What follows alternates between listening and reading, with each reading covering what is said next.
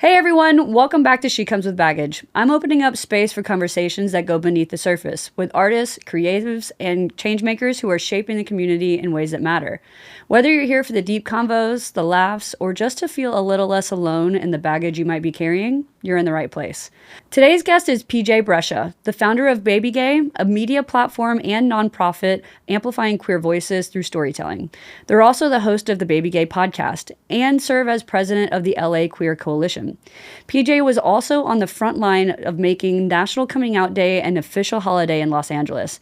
And their work is all about building community, celebrating authenticity, and expanding queer representation. In this episode, we talk about PJ's journey creating BabyGay, the power of storytelling, and what it means to lead with community at the center. So, get comfy, stay curious, and let's get into it.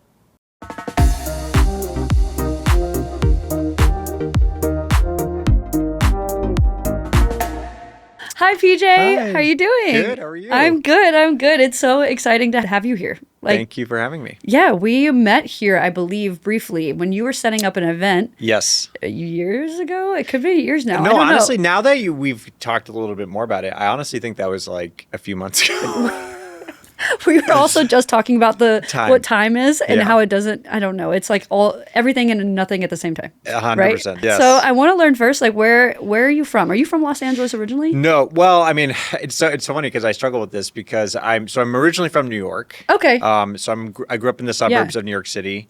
Nice. In Westchester County, and was very much a New Yorker through and through, Yep. which you just find that in that area. Everyone's like, New York is the best and only place in the world, Yep. and how could you live anywhere else? And that was my mindset. And went to college in Boston. Okay. And then after college, came back to New York and was looking for jobs in the city, and basically bought a one-way ticket on a whim to come to California, which was going to be a 2-week trip. Here we are 14 years later. Wow, that's insane. Yeah. Well, I have so many questions just from that. Yeah. I've always, because I used to live in New York for like 4 or 5 years. Okay. And anytime I would be in New York City and I'd see the kids walking around and I'm like, I can't even understand what it would be like to grow up in the city like New York City. Because I'm from Tennessee. So in Tennessee, they don't have the big concrete jungle. Like, do you know what I mean? So what was that experience like growing up in a big city? Well, I grew up in the suburbs. So we were 30 minutes north of the city. Got it. However, the city was a part of our life. Right. You know, like my dad worked in the city every day and took the train. Okay. And like that was most people that we grew up in our neighborhood like took the train to the city. Their parents worked in the city. Got it. So it was always a treat to go into the city. Yes. You know, like I went to bring your kid to work day at my dad's office and like things like that. And then as I got older, you know, all I wanted to do was be in the city all the time. Okay. So like in high school was like sneaking into the city with friends and like having that experience, which was really fun. That's crazy. Wow, it was like sneaking out to go to bonfires and you're like sneaking out to go to New York City. Yeah. But both are so beautiful Yeah. and so like have those like those memories attached to Of childhood. course. What was your family experience like? Are you really close with your family? Or? Yeah, so it's a little bit of a unique experience. Okay. I am the youngest of 4. Okay. My siblings are 10, 13, and 16 years older than me. Wow. Both okay. same parents. Okay. So some might say, you know, I was a little bit of the oops baby, or, you know, twinkle in their eye, special surprise. That's such a nice way to put it. Yeah. Because my parents would be like, accident. Accident, you know, happy accident. Exactly. I'm from like a Irish Italian family, Okay. so kind of Catholic roots. Yep. So it was kind of, you know, unique in the sense that growing up, I was home alone. Like I was kind of like an only child in a sense. But then for holidays, the whole family would come and descend, and it would be one big like large family experience, and get that big family, like big loud That's so Italian exciting. family fun times. Like the classic, like in the movies type Classic. of big family Yes. reunion type of things. That's Yes. amazing. Yes. And do you remember having, you know, like an early form of realization about your gender expression whenever you were younger? Ooh. Or is that something that came over time? You know, it's such a journey. So you really did struggle with my gender from an early age. Okay. And so when I was in preschool and kindergarten, I, for example, always wanted to play or had mostly just girlfriends and was very big fan of Barbies and dolls and long hair and nails and all those things. And no tea, no shade to my parents, but like it was of a different generation, and they were kind of steering me away from that. Okay. And I remember my mom specifically. I was I think I was in preschool still, and she's kind of like, "Well, you're going to kindergarten, and like, I just think that maybe you should make some friends with the boys because the girls aren't going to not want to play with you anymore." And I just like that. I mean, we're still talking about it. I'm 36 now. So like I internalized that for sure. And I didn't understand. And it was very confusing. And it was kind of like, well, why would they want to stop being friends with me? And then ultimately they didn't. Like I ended up, I didn't lose any friends at all. So I was like, okay, not sure what's going on there. But I think there was always this societal built-in shame for me not going the traditional little boy route, for example. Yeah. Also, on a side note, my parents brought me to like a child psychiatrist when I was 5, actually. And this was something that I had kind of remembered, that experience. Like there was moments of it that I remembered and not enjoying that experience. Yeah. So fast forward now, I came out at 27. Okay. And with that, it was actually really great for my dad and I's relationship. We got a lot closer into that. I mean, I think it was kind of me. There was always this maybe an elephant in the room in a little bit with my sexuality and gender identity. So like me coming to terms with that first. So I first came out as gay at 27, and then I came out as non-binary at 31. Okay. So then going back to the 27 phase, like I was talking a lot with my dad and talking about childhood, and we would talk about this experience of me going to see the psychiatrist in New York City. So like I was, hearing more about it from his perspective. Yeah. And then a year ago, I was talking to him. And we were talking about that experience again with the psychiatrist, and he was like, "Oh, do you want to see the evaluation?" I was like, "Yeah." Wow. You have the evaluation, and you have not sent it to me? From 30 years ago. From 30 years ago. Wow. Okay. I was like, "Yeah, send that over. Send it over. I need to read this. I need to evaluate the evaluation." Yes. And so I got it, and that was so heavy. Like that was a very significant moment for me. Yeah, it was like a 9-page scientific evaluation about me being, exploring how I was at 5 years old. And there was a series of tests and all these things. So I was like reading the results of what I was really strong at, what I was weak at, what was I saying at that time. Yeah. And what was really powerful for me, as I've been unfolding and peeling back the layers of who I am and learning about my gender identity and coming out as non-binary. That's a whole other journey that we can explore. Yeah. I was struggling with my non-binary identity at that point when I was reading the study. And because almost feeling like I was not non-binary enough in the sense that the society nowadays, it's like non-binary. Okay, now we accept this new thing, let's say, but there has to be a specific, you have to look the androgynous look. And it's like, well, that's not how I feel and look inside. Yeah. And anyway, so I was struggling with it. And then I got this study and I was reading it. And at 5 years old, I was quoted as saying, "I'm not a boy, I'm not a girl, I'm neither, I'm both." Wow. At 5. This gives me chills. So it was so validating to see that and to have that. Just I knew who I was at 5 years old when I had zero inhibitions of what society should tell me what I need to be like. Wow. So it's just been healing and and I will say I had a lot of resentment and anger to my dad in this when I got that study and read it. I was like, well, why did my parents bring me? And that kind of put in this feeling of something's wrong with me. Right. I'm not okay of who I am. So it's been a journey. It's been a journey. Well, I think it's beautiful, but also so heartbreaking in itself, right? Because I think back of when we are children, and a lot of that stays with you. I mean, it will for the rest of your life, but in a lot of ways, I think a lot of us knew who we were when we were kids. Yeah. But then figuratively or verbally or emotionally, it was kind of beat out of us in a lot of ways, whether that's through society, whether that's through friends, whether that's through family. Yeah. Telling you should act a certain way or be a certain way, stop playing with Barbies, or for me, it was G.I. Joes and NASCAR, kind of things. And, it's interesting how I do think that as little kids, we're just being ourselves as our most authentic self because we're not open to the world around us and all these pressures and these nuances, right? From what you're saying, it's also healing in a way to go back and you're like, I always knew who I was.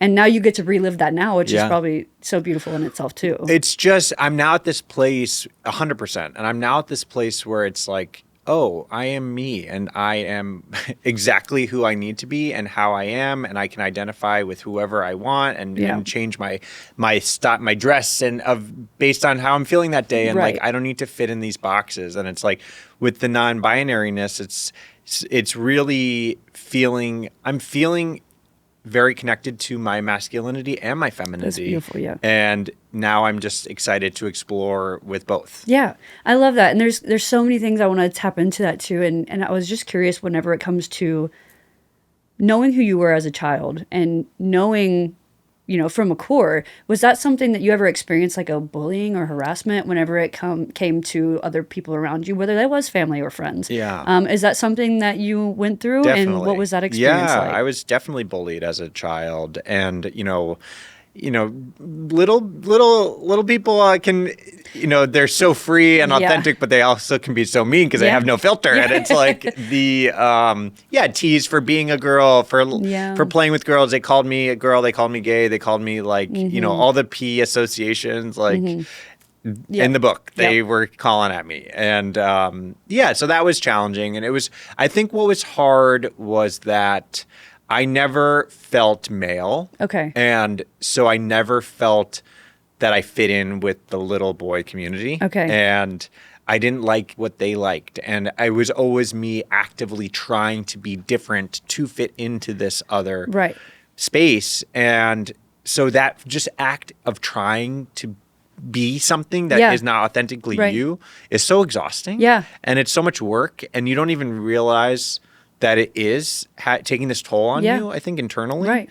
So it really wasn't until 31 when I came out as non-binary that it was just like, you can breathe. Like I can breathe. Like I don't need to try at all. Like gender is not something you need to try. Yeah. You just are. Right.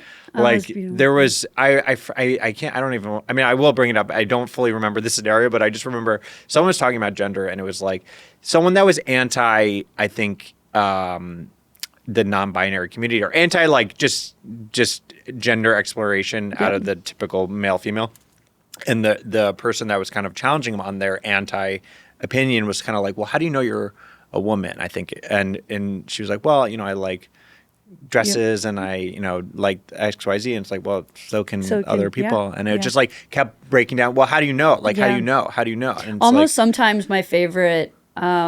Not argument or debate style, I guess, in a way, is just asking why over and over and over again. Because as soon as they're like, oh, it's because I like dresses. But why do you like dresses? Right. Well, because I do. Well, but why? Right. And the more you just ask them why, they're like, I don't really have an answer. Right. And then you're like, none of us do. Right. Realistically, none of us know exactly why we are drawn to certain things, or we like certain toys, or we want to grow up to be certain occupations, or whatever that is. But it's just you being authentically you. And I think that having all these labels and having all these like niche boxes that we have to fit ourselves into, it's actually just limiting all of us. It's not just one person or one individual, but it's people who are also cis, straight, and in heteronormative communities as well. I think that, they're also being niched down by not being able to liberate themselves in all these different labels that there are, or options, I guess, in a way. Exactly. And I know you had said, queerness was something that you had come to more of a realization of before being non-binary. What was that journey like coming out for you? Well, I would say queerness, so going back to those early ages, like I remember I had a crush on my babysitter when I was 5. Okay. And like I had certain, soft feelings for other classmates or whatever that you think like, oh, I just really want to be their friend. It's like, okay, well, that's cute. But maybe there's something more than that friend that you're feeling towards this person. So I had these feelings that I could recognize, but I also was fighting it for so long that I think gender is, gender and sexuality are a spectrum. So it's like at that point, so middle school, let's say, even elementary school, I started to have girlfriends. I mean, it's like, whatever that means in 5th grade, but like we talked on AIM and like we said we were boyfriend girlfriend, and it was so you know, I kept having girlfriends. So it was like, okay, well, I have a girlfriend. So like, then that means I'm not gay. And it's like, that kept kind of escalating with like more and more things where it's like, you know, there was elements of sexual relations that I enjoyed with women at the time. And I was like, okay, well, if I like this, then I can't be gay. Yeah. Because, you know, 25% of me, let's say, likes women or whatever. Right. It's spectrum. Yep. So I was really kind of leaning in on those dwindling little percentages. You're like, well, if I round down, then technically, you know, as I got older, it kept being clear that I was running. Right. So I had finally this mental breakdown at 27 that I was like, I was running from all these different things in my life. And it was finally at that point of just like hitting this rock bottom of like, I need to finally address all these things. So my sexuality being one of them. Also, I lost my mom suddenly when I was 17. So that trauma, thank you. And then like completely ignored that trauma for 10 years. And because it was so challenging, which, you know, it is what it is. And also the fact that I wanted to be a creative and like be in front of the camera when I was working behind the camera for so long. But I felt like if I couldn't be vulnerable in that way that you need to be. It basically just took this point of just like hitting this place where it's like I can't keep going. Yeah. So I need to address all these things. And heavy therapy, highly recommend. Yeah. Learned journaling and all the different mental health techniques that I am a huge proponent of to this day. I love it. I think it sounds like there was a lot of fear of self in that journey. 100%. And then I think that, you know, a lot of people go through that. I mean, everybody has those internalized feelings about themselves in whatever degree that is, whether that is from religion or identity or, you know, whatever that might be. I think all of us are dealing with this journey of like fear of themselves in a way. And so it's like, are you going to face it? And are you going to face it? And are you going to, you know, find joy in that? And I think that once you step into it, you actually can breathe. And then maybe you don't even realize how long you've been holding your breath for. Literally. Which is, you're like, wow, this is a whole new version of myself. I think that's really special, especially because you said you came out at 27 and then again with your gender expression at 31. Yes. Like, these are, I mean, for lack of better terms, some people would say that is later in life, right? Yeah. And so when you were younger and you were just still trying to fit into these cis heteronormative lifestyles, was that from like a position of comfort or compulsory heteronormativity, or was it more of just like you knew but you just wanted to hide that?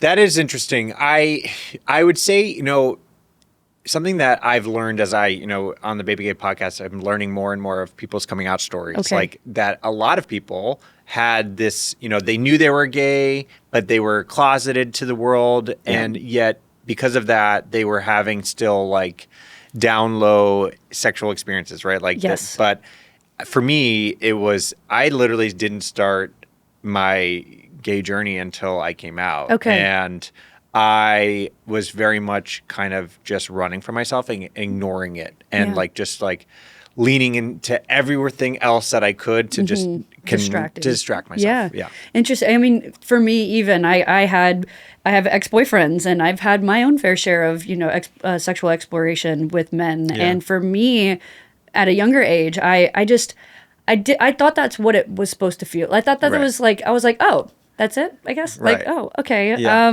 If this is the big love that everyone's talking about, I guess this is kind of cool, you know? Right. But it wasn't until I had my first experience with someone that I was truly connected to, like at an emotional, a mental, a physical, and a spiritual level. And that was women. And that was where I was like, shit, I think I might be gay, you know? And instead of accepting that and working through it, I said, no, thank you. I am bouncing. I'm buying a one-way flight out of here. I'm going to start over and I'm going to start a new life of me being straight. Like that is all people are going to know me as. And I don't know why I picked San Francisco, which ended up being the gay capital of America. Right. I didn't know that though. No one told me. So basically I moved there and life was like, we have different plans for you. We're going to put you through it. So it was kind of me catching up to myself as well. I believe everything happens for a reason. I agree. And it's like you were being called to San Francisco and you and like consciously were not aware of why. Subconsciously was like, yep, that's where we need to go next. That's where we need to go. And then here we are today exactly. with after all these years. And now we're connected and we both have queer podcasts. Yeah, literally. Oh my God. Well, I know you had mentioned, queerness, and I know you had also mentioned, what you would say is percentages. And like you said, I think the better, or a good way of addressing that would be like the spectrum of what you were saying. And I know that you had also mentioned another label, which would be like pansexuality. Yeah. Can you explain a little bit more about what pansexuality means to you and why that fits to your heart? Well, it's interesting because that's a new label that I'm starting to explore with, because I just know that it's really about the soul of the person. Like it's not about the gender at all. It's not about like there's this it's being attracted, being connected to someone is like truly in their like energy and their essence and what they stand for is now, as I am peeling back the layers of myself, I'm realizing like, yeah, that's what I don't care about the gender. I care about how much self-exploration they've done, you know, like that is what I am starting to find. So like demisexual is also a term that's like come up in my life later. And like, I really kind of connect with that. I'm the same. Yeah. I'm very much the same. And demisexual being connected to someone's emotional awareness. You don't want to just have sex without connection and meaning to absolutely. it. Yeah, absolutely. I'm the same, where I'm just like, can we have a heart-to-heart first? Should we just sit and talk for a while? And then a little physical touch, because that's my love language, just like one finger, and like that's it. That's all I need. Exactly. Like it's, you know, as I'm exploring. I want to just keep like what I'm so excited about with life is now like really because I've taken the rules out of myself. Like now I'm just so excited to try all these new things and like never say never. Like, do I see myself being with a woman again? You know, probably not. Like I'm probably not going to marry a woman. But like you never know. And like I just don't want to like.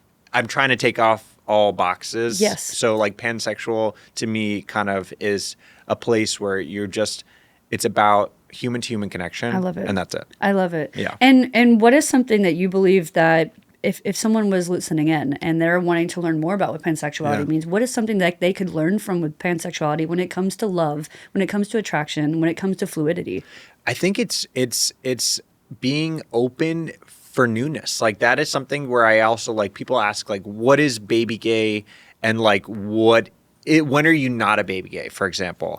And my feeling for that is like, well, I'm a baby gay forever. And that's because I feel like baby gay is connected to being open to newness, open to pulling back the layers, opening to trying like new experiences. And like, that's the same for pansexual to me is kind of like, it's limitless. Anything is possible. You can try anything and everything and there are no rules. And that's kind of how I feel. That's the space and time and essence that I want to live in. I love that. And, you know, and I think it's this never ending journey of like learning about ourselves. I'm kind of going through that right now too, where I'm 33 and I'm just now in my life connecting a lot of things that are happening in current times, whether that's insecurities or dealings with like PTSD of certain forms. And I'm 4 years sober now, so coming out of addiction. Congrats, and it's still, you know, or just learning how to cope with that. How that journey and all these journeys are connecting to my younger self and my childhood journey and who I was as a young adolescent and how all of these things have been a part of my life forever. It's just now learning how to put them together. Kind of like what you said about the psychiatrist and being like, oh, these were always there. I'm just now awakened to it. And I think that there's something so addicting in a good way, to learning about yourself. And that's something where I'm just like, how do I continue? I'm so interested in like, what else am I going to learn? What else am I going to be self-aware about? It's really cool. So many thoughts. One, you know, so I'm sober as well. Oh, okay. I stopped drinking in 2021. So like, 4.5 years myself. So the escapism of drinking and drugs, like for me that was kind of how that was another tool that I leaned into in avoiding myself. And so like in my 20s, I was a work hard, play hard, worked really hard, and then played really hard with a lot of substances, kind of like that was my excuse to kind of not be chasing girls or whatever. So had this like inner voice that was saying, stop drinking for like years. Yeah. And I was so against that voice for the longest period of time. Yeah. And finally, I started kind of doing it in little spurts. It was like a 2-week here. And then I was like, I'm going to stop drinking for a month and see how I feel. And it was like, I was in a relationship and I had stopped a sobriety for this partner. And, you know, I'm not going to blame him, but it was me kind of just falling into other influences. So I had this kind of sad breakup, and it really was like, I'm gonna start sobriety. I'm gonna be sober for a year and see how it goes. And that was 2021. And that year, it was interesting because, you know, I was expecting to feel this like incredible lightness and like everything is gonna be sunshine and rainbows. Everything is so perfect, and like it doesn't feel like that at all. No. But I will say it made me much more attuned to my higher power and to my intuition. Yeah. And that was really incredible. Yeah. And kind of like it forces you to reevaluate things where it's like you potentially are using these substances as an escape tool. Yeah. So it's like the reason, whatever that reason is that's pushing you towards the substance. Yep. You're now kind of being forced to look at that. Yeah. And ask why. And ask why, exactly. And that was kind of what my journey was. I was very much abusing alcohol and other substances for 10 plus years. And it was, you know, to a point where I was like, I mean, and don't get me wrong, I was a good time. Me too. I was fun. Me too. Like it was a good time. And and no regrets. And but I think it was until it started affecting my health. Not only my physical health, you know, I was hospitalized at one point from it. And then I was starting to lose all my friendships, and I was starting to lose my memory. Like I couldn't remember multiple days at a time. And then my emotional health. And I was just like, I keep numbing myself so I don't feel pain. But realistically, I still feel the pain regardless, right? So in a lot of ways, I think that I just realized I was just prolonging the pain because it was still going to be there. No matter how many drinks I had, no matter how many times I go out, it was still there because it goes everywhere with me. So it was until I was like, I have to get sober, because there is no other option at this point. Because if I don't get sober, then I might lose myself forever. And I think that was at the point where I just had to make the decision where I was like, I need to reach out for help. I started going to AA for a long time, and that really helped me change everything. It stayed consistent. And then I don't know, after a while, it allowed me to finally just breathe again. Yeah. What I did think was that if I got sober, it would allow me to, like you said, feel the rainbows, feel all love again, and then fix all the mended relationships, all the broken relationships that I had lost with my parents. I thought that would just miraculously change. And I think one of the hardest parts about sobriety is realizing that not necessarily is that the case. I think that it's just you're learning how to cope with that and learning that it's okay to not have all the answers, and it's okay to not have every situation around you fixed immediately. But it's like, how are you going to do it, and how are you going to do it in a healthy way? Yeah. And I think that that's kind of what I'm so happy for. And not only that, but sobriety is now allowing me to be more curious about myself in other ways. Exactly. Which is kind of like opening all these new doors of even like, I mean, not even just sexuality, but just like learning about other people and learning about the way I react to things and don't react. I don't know. It's just, it's interesting how it's kind of like this domino effect of like changing my entire life. 100%. Yeah. It's amazing that you're sober as well. We gotta go for like coffee dates. Yes. I will say I've just like transferred my addiction to coffee though. So now I just have like 5 a day. Yeah. Okay. Well, that's, you know what, step by step. I tell everyone, I'm like, listen, I stopped smoking cigarettes, I stopped doing drugs, and I stopped drinking. Let me have one vice, please. Literally. Like, it's just coffee. It's coffee. That's good. That's a good one. I tell myself. Yeah, totally. That was something I wanted to talk to you about before. Whenever it comes to this whole situation with politicizing, the queer community politicizing, gender expression, a lot of people are kind of backing people into a corner when it comes to this journey of self-expression that people are going on especially right now. Why do you, in your opinion, do you feel that pronouns are such a good way to affirm someone's identity? I have goosebumps right now. Well, it's interesting because for me, for example, I came out as non-binary at 31. And in those early years, it was years where I was like, you know what? People are like, oh, well, does that mean pronoun? Like, what are your pronouns? I'm like, I don't care. Like, he, him is totally fine. Yep. And it got to a point where as I started to, you know, just kind of, again, with the peeling back of the layers and like finding who I truly am, like the he, him started to trigger me. And it started to make me feel unseen. And like literally I feel this like weird feeling when I receive it, for example. So it got to a place where they, them, not only do I, prefer it, but like it makes me feel validated and like seen in a way where it's like, oh yes, like that it truly is how I feel inside. The politicism, the way it's being politicized. I know that's right, but it's just, to me, it's the newest kind of element brought into the conversation, and there's still so much confusion around it. And I think with anything that's new and slightly confusing to the masses, let's say, like they're gonna make a meal out of that.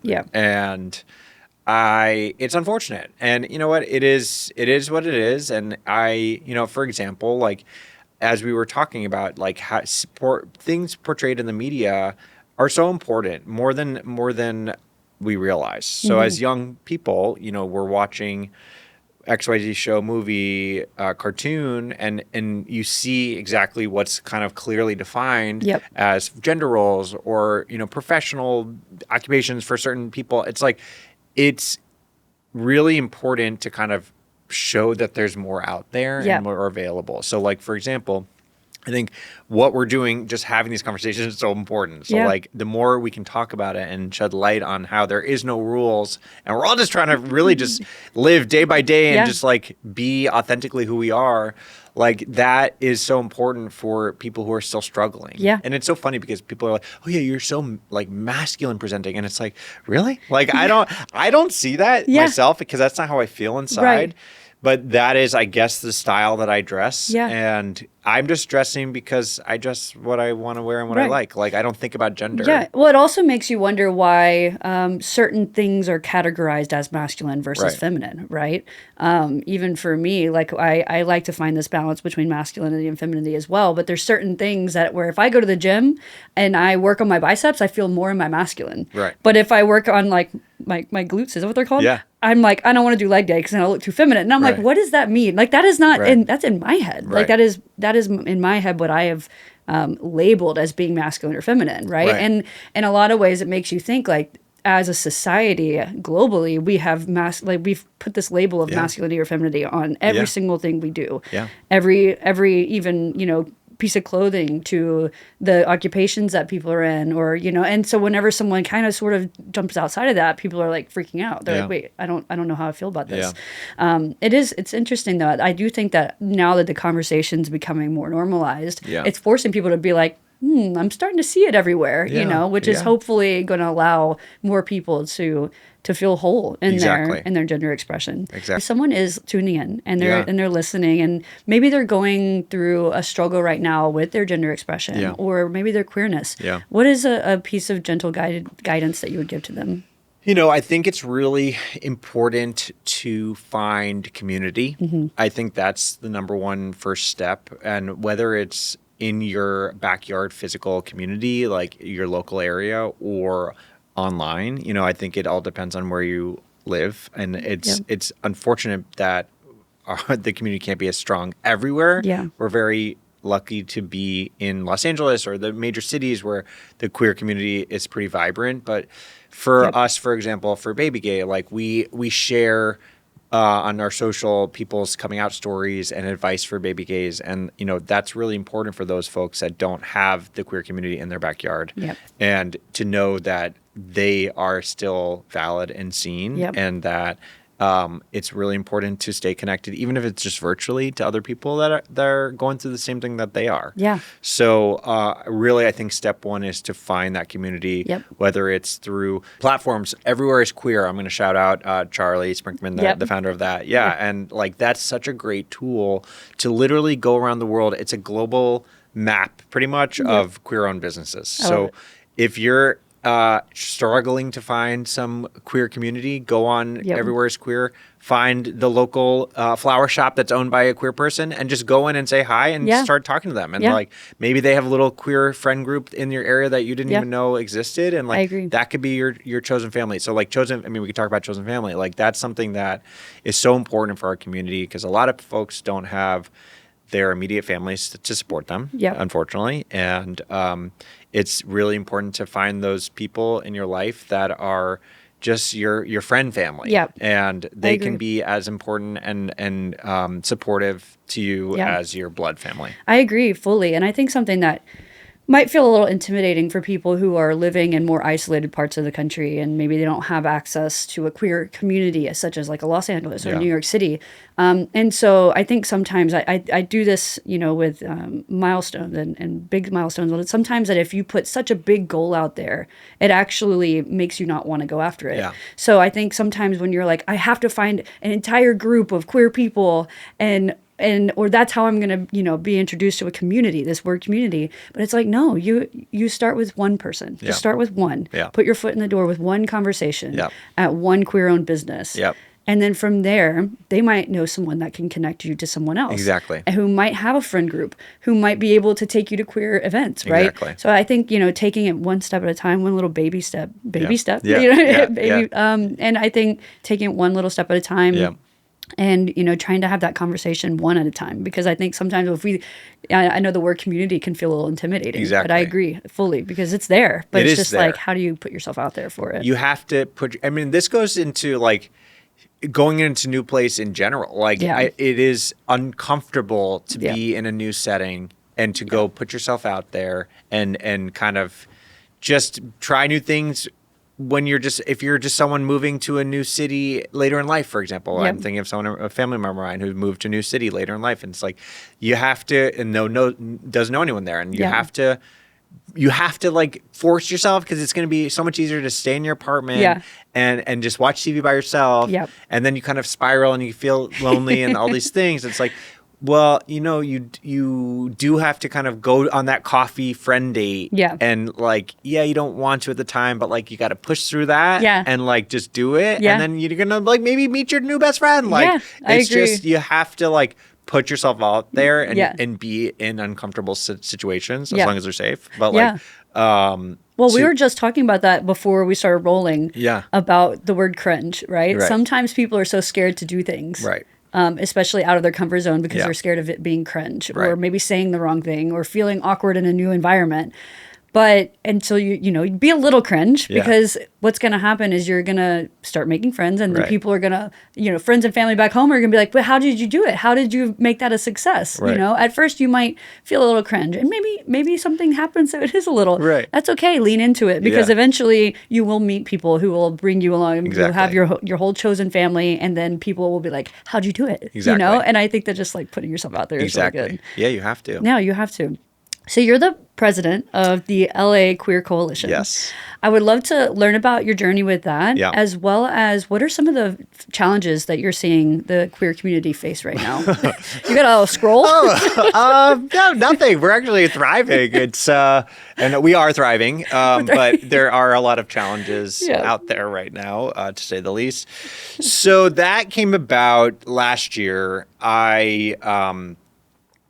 It was around the election, and shortly after the election happened, was literally in the week, like I think it was the day after, 2 days after, and it was just like this insane period of sadness and scared feelings, and I'm a doer, and I just was feeling so defeated, but also okay. Oh, actually, no. You know what? I saw on social media, I saw AOC kind of have this like 50-minute like brain dump on some platform. And I just watched the entire thing, ate it all up. And she was just kind of like at the end of it, she's like, this is going to be horrible. However, we have to do what we can. And what we can right now is build community, meet your neighbor, build community. And, with BabyGay launched 2.5 years ago, and it's been this incredible unfolding very organically of building this community, which feels so right. And it's just continuing to like just grow and grow and grow, which is awesome. But I felt, okay, well, that's good. But what else can I do? Because I am just someone that needs to be doing things. And I felt, okay, well, at this point, like I know a lot of the main queer community leaders of Los Angeles. I now know people in local government. Like I know venue owners now. We need to all get on the same page. Yep. Like this is like no other experience before. We need to be working together to uplift our larger communities. Yep. So literally this was days after the election, just started texting all of these people that I know. Okay. And I said, we're going to get on a call. We're going to do a conference call. So I think had a conference call like the Monday after the election. And it was just that Zoom was such a powerful experience of various community members of Los Angeles coming together, kind of, fundraising for certain things as one. And so that led to us. So now we have weekly Monday meetings. So everyone should join us if you want. All are welcome. Like just like bringing lightness and fun and queerness to this space that we all like. This is so heavy and devastating, but we can all just find this love and find the joy where we can, because the queer joy is the antidote to all the hate in this world. Right now, the world feels heavy. Yeah. And I think we can all agree to that. Yeah. And I think sometimes it's easier. It feels like the easier option to kind of shell up and become homebodies, right? But I feel like, our unique sense of community as being queer is always, it's like I feel like it's a fire in all of us where we're like, no, like we're gonna create things and we're gonna be beautiful and happy and joyful and we're gonna go out and we're gonna like build new friendships and stuff like that. And I think that's something that I am inspired by our own community so much, because this isn't our first rodeo in a lot of ways. Yeah. And while it is a huge rodeo, it is a rodeo in itself. I do think that we've done this before and we will come out of it.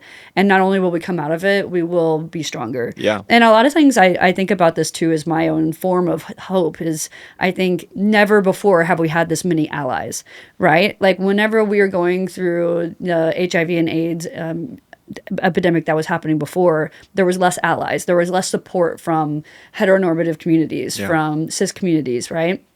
Now we have so many people. There's more representation. We have media. We have so many things that are backing our community as well, which kind of gives me hope that like there's no way you're not moving us. Like we're not going backwards. And I think that that's something that I keep holding on to as well, because if you all, if you're standing there, it's easy to get, knocked over. But if you're all linking arms together, it's not, you can't take us all down. Exactly. So I think that that's kind of what it's like. I'm holding on to that right now. Exactly. With your advocacy and your activism, I want to talk about self-care and mental health, because I think that's also something that we all need a little bit more mindfulness of right now.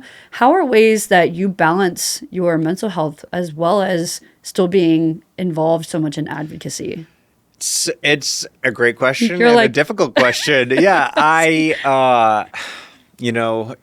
have so many thoughts here. One, tools that I really gravitate towards and highly recommend: journaling, for example. Yep. I try to journal every morning. Okay. And journaling was something, so like in my restarting of life at 27, I was in heavy therapy and I had a therapist that was great. And she was just like, I really think you should try journaling. And at that point in my life, I was like, no, like I'm not journaling. I was super anti-journaling. I was like, I'm not a writer. Like, I don't like my handwriting and like all these things. And I'm like, it's so funny because it's just like it's also me. I was so resistant for I think because it was the right thing that I needed to do. Yeah. And also, I think it kind of can be scary to read what's actually there. Yes. I think that's, for me, I've always been very anti-journaling before. Now I'm a little better now. Yeah. Because when you go back and read it, you're like, holy shit. Yeah. Like that's heavy. Yeah. Very heavy. Yeah. But then until you see it on paper, it's kind of like the evaluation you saw. You see it on paper and you're like, oh, this needs to, I have to now do the work to fix this, right? Exactly. So, sorry, continue. No, yeah, 100%, all of those things. And it was something that I started to do it. And it's interesting because like I've gone through different phases of how I journal. So I started doing the artist way. I have not finished it, and this is a funny running joke because I've just talked to a lot of people that also have not finished it. It's like it's such a slog, and it's like,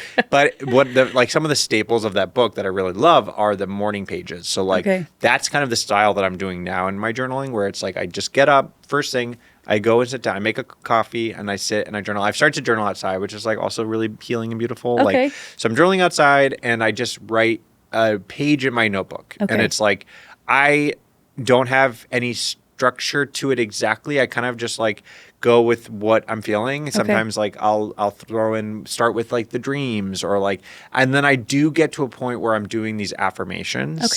And that has been really, important for me, and this is something, I know we were talking about this before, but like with manifestations and power of positive thinking, like what I'm learning now at this phase is that the things that we think and the things that we say are actually not actually so important, but like we're casting spells like with our words, and it's very important to be intentional with what we are saying because they can come true.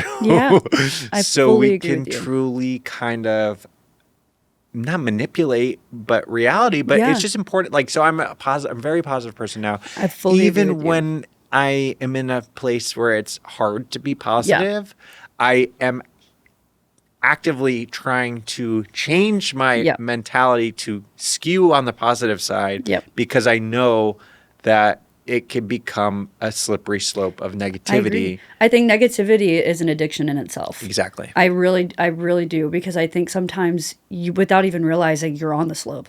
And next thing you know, you've crashed and burned. And I think that I've been there, and I'm assuming you probably have as well. But I fully agree with you that having to be very mindful of the words and the thoughts that come to you are so powerful. You know, I know we had talked earlier about being spiritual. I think for me, it's like the law of attraction, right?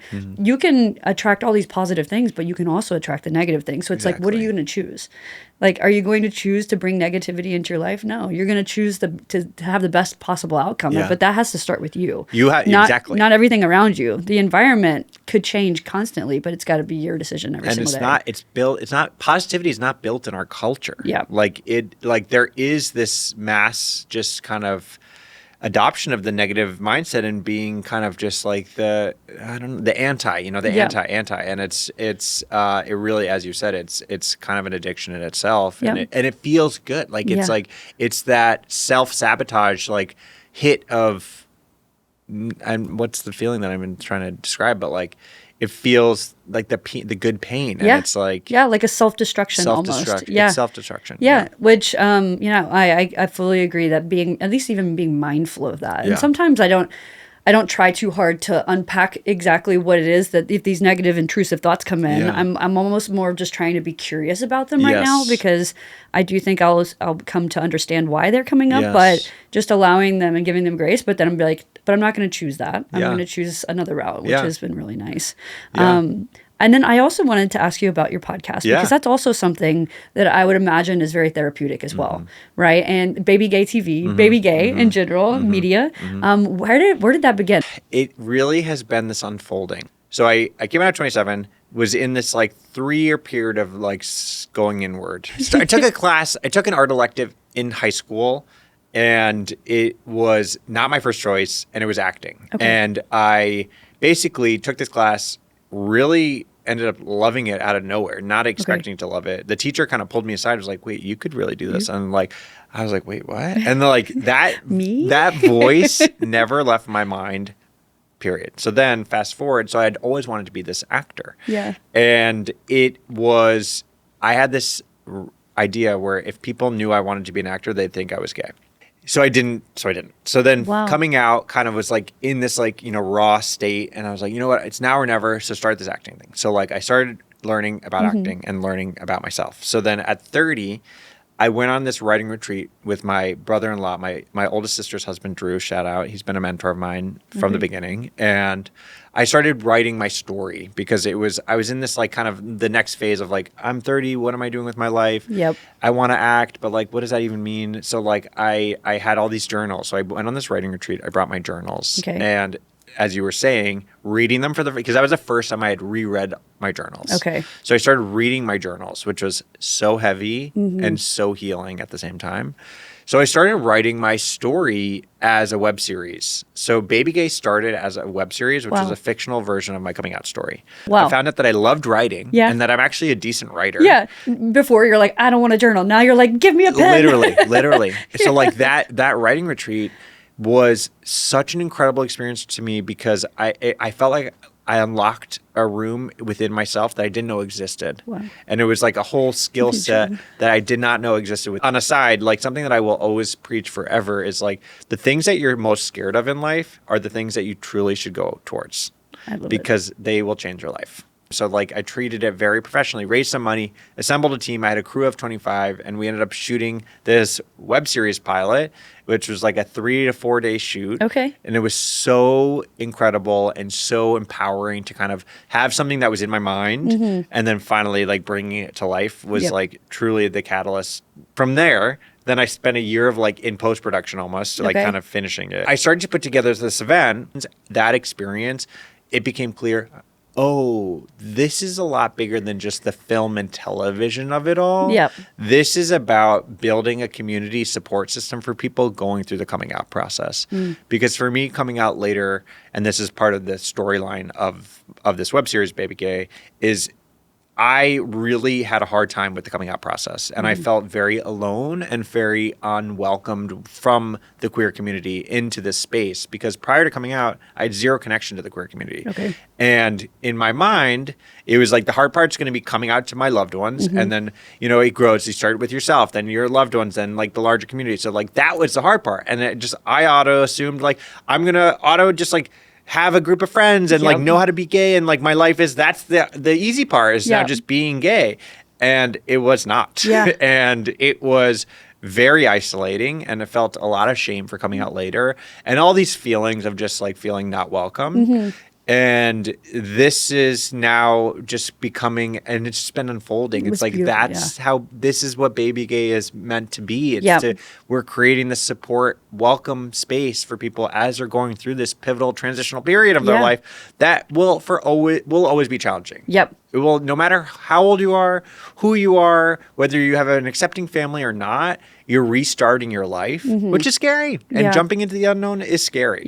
And you're going against everything along the way. Everything that society has taught you, you're going against it in a lot of ways, right? Which can be amazing, but it's also scary. But it's exactly what you just said that really caught my attention with like, you think that if you're like, I come to accept myself and then where's my friends? Where is everyone? I'm 33 now and I'm still looking for friends. If you want to be friends. Well, let's be friends. Seriously. So it's something that's a journey, right? And again, every single year that I learn more about myself, I also am like, wait, I didn't know about this. I didn't know about this. You know, it's not, learn that you're queer and it stops. You learn that you're queer, and that's the beginning of everything that you ever learn about yourself, right? I feel like that because then it starts unpacking. It's like the Russian dolls, where it's like you open one, you're like, oh wait, there's another one. Oh, there's another one, and you're like, you have to keep opening them, and they just never ending. It's never. It's 100% right. It's never ending, and that's in a beautiful way. In a beautiful way, it becomes easier and easier as you just start to kind of peel everything back, and I mean, like, as they say, coming out is a never-ending thing. It's like, okay, great. Like, you're so out, like, in your community, in your space. You feel so free. You're screaming from the rooftops that you're queer, which is amazing.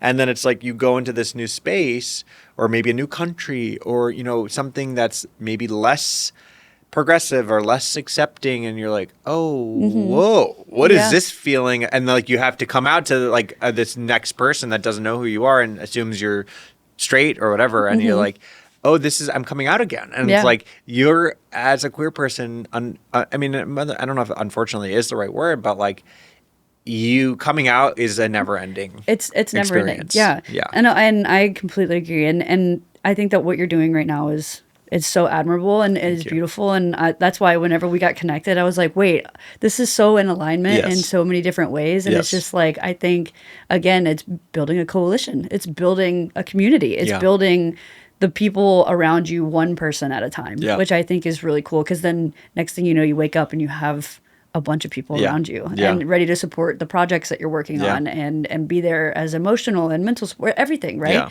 I think it's incredible. So I just wanted to also give you that kudos because it's amazing. And I know you're helping so many people, especially digitally, where you're reaching people who don't have access to community. That's what we're so excited about with the podcast. So we started, so basically the progression was we had this launch event February of 2023, and it just started to grow and we just started to have more and more events. So like our next big event, we partnered with the Black Cat. It's like the Stonewall of LA. Okay. So Stonewall, is known as this major pivotal place and monument in New York City there was some riots outside Stonewall in 1969, and historians will point to that as like the beginning of the queer rights movement.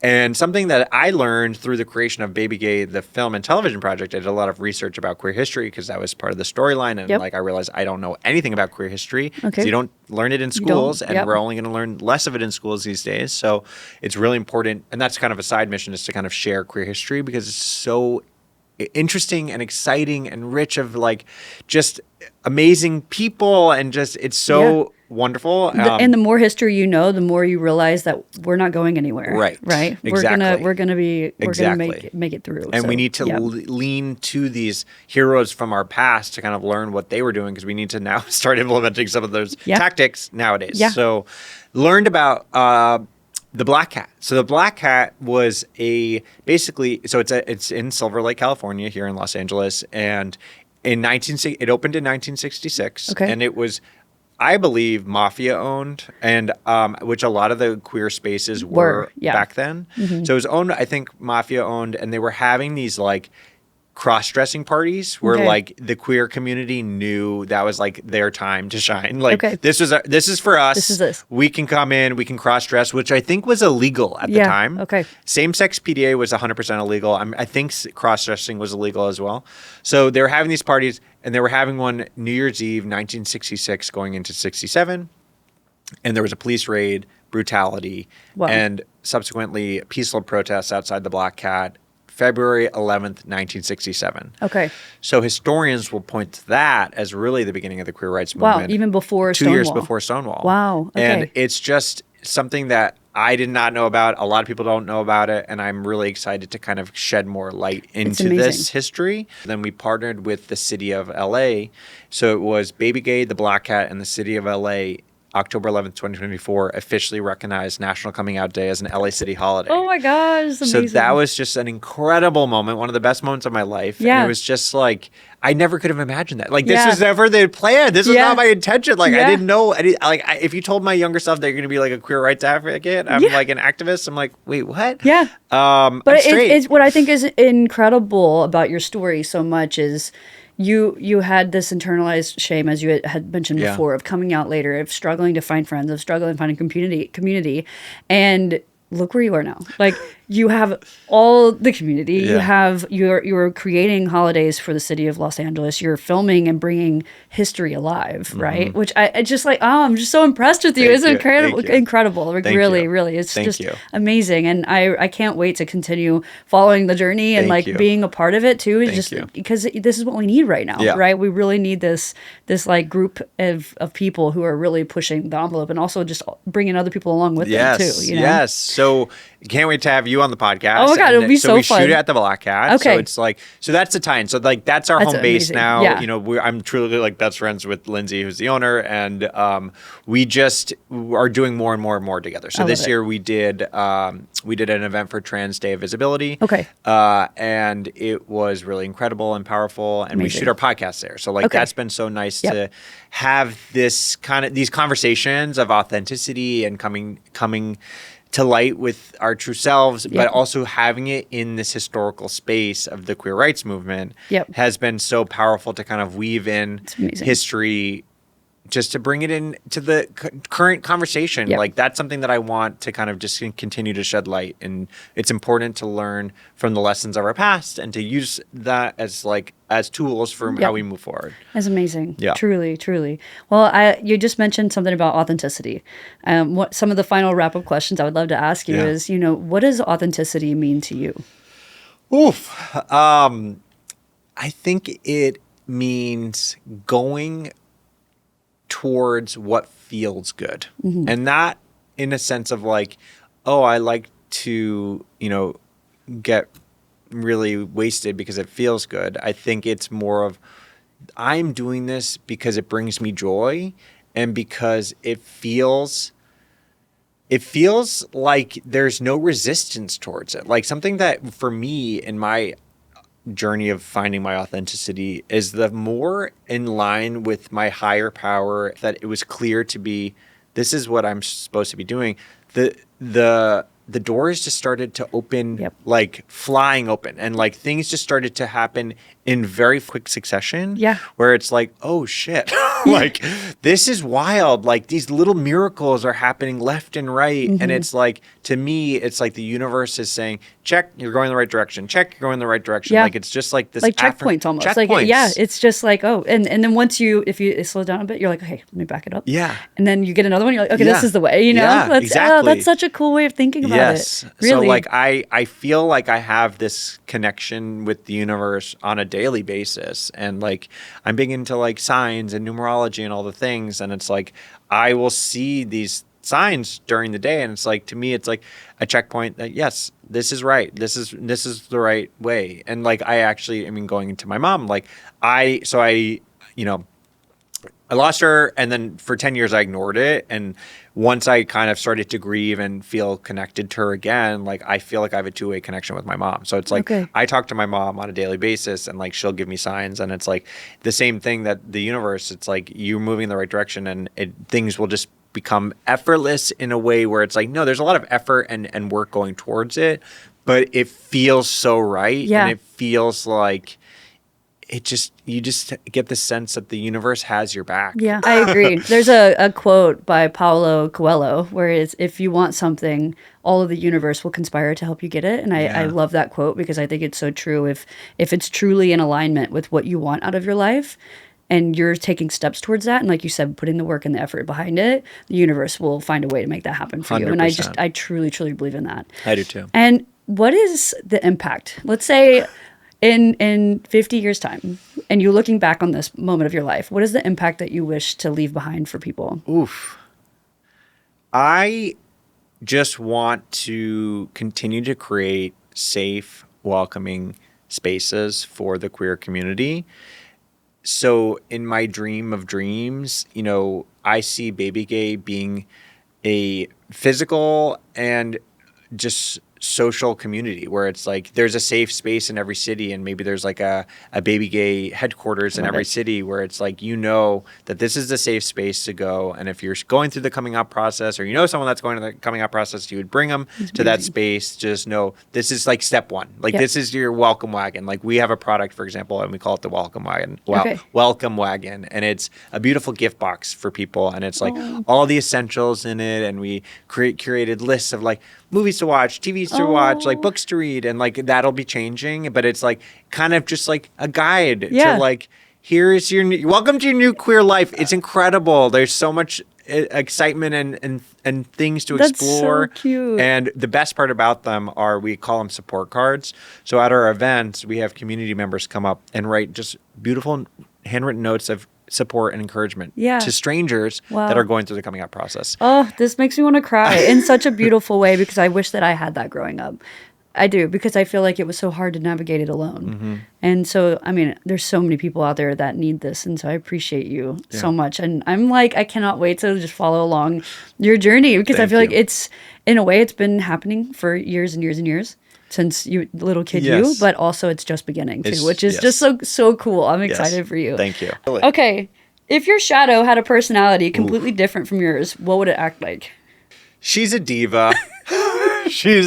I'm not gonna beat around the bush. She's a diva, but she's a fun diva. Okay. Like I think she's like she loves the finer things of life. Okay. Like she yeah. Like, you know, she loves fancy. She loves fancy. To be fancy. Okay. She loves to be fancy. Yeah. She does love to be fancy. I love this. But she can I will say she is silly and can, you know, take a joke, and she's fun. Like it's not stuck up. She's like she rolls with the punches, but loves the finer things. She kind of sounds like a New Yorker.